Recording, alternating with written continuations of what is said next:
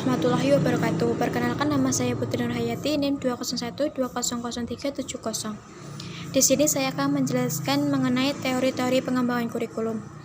Poin yang pertama yaitu pengertian teori kurikulum. Saya akan menjelaskan apa itu kurikulum.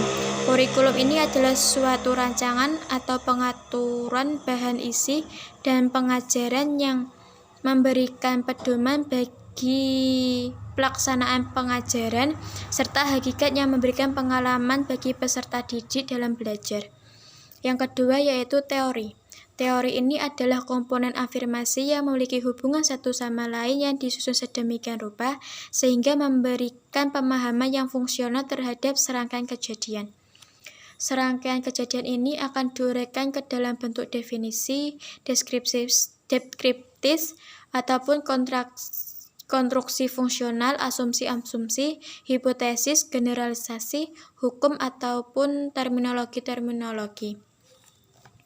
Dari konsep-konsep atau uraian ini akan berpengaruh dalam perumusan teori kurikulum yang berkaitan dengan penentuan atau keputusan penggunaan, perencanaan, pengembangan, dan pengevaluasi kurikulum.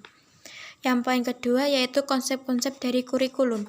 Konsep-konsep kurikulum ini dibagi menjadi 3, yaitu kurikulum sebagai suatu substansi. Substansi ini yaitu kurikulum berpengaruh terhadap kegiatan belajar mengajar peserta didik dalam hal untuk mencapai suatu tujuan yang diharapkan. Dan dari suatu tujuan ini akan dicangkup atau dibungkus ke dalam suatu dokumen yang memuat tentang rumusan ujian, bahan ajar, kegiatan belajar mengajar, jadwal, dan pengevaluasi. Yang kedua yaitu kurikulum sebagai sistem. Sistem ini akan berkaitan atau sebagian dari sistem pendidikan dan sistem yang ada di masyarakat. Sistem ini mencakup personalia dan bagaimana prosedur dalam kegiatan menyusun, melaksanakan, dan mengevaluasi dari kurikulum itu sendiri. Yang ketiga yaitu kurikulum sebagai bidang studi.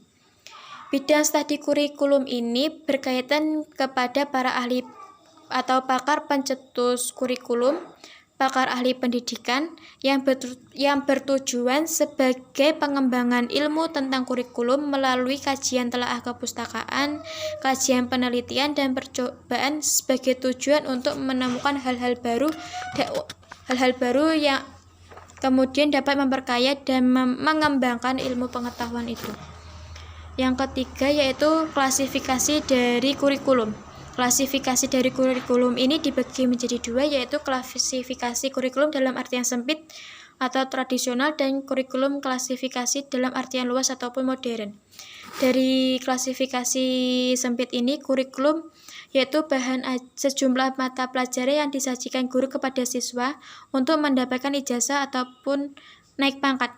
Sehingga pada kurikulum sempit ini, siswa tidak diberikan kesempatan untuk mengembangkan bakat atau minatnya dan tidak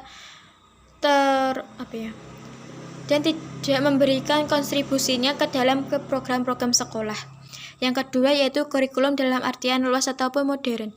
Dalam artian luas ini yaitu segala pengalaman dan pengetahuan murid ini dikembangkan di bawah naungan dan bimbingan tanggung jawab sekolah ataupun guru.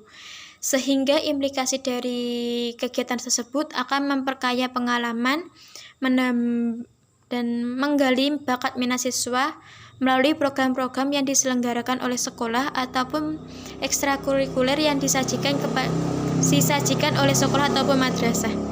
Sekian dari saya, terima kasih. Wassalamualaikum warahmatullahi wabarakatuh.